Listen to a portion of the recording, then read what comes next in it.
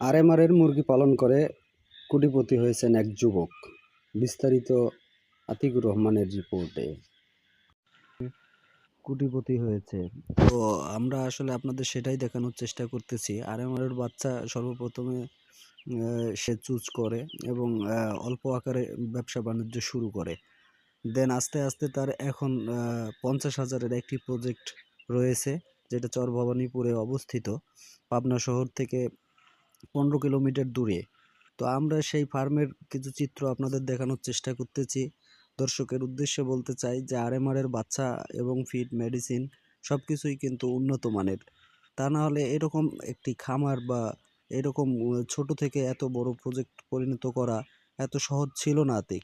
সত্যি কথা অর্থে তার ম্যানেজমেন্ট খুবই ভালো এবং তাদের কার্যক্রমগুলো অনেক সুন্দর। আমি এটাই দেখানোর চেষ্টা করতেছি যে আসলে লিডার ম্যানেজমেন্ট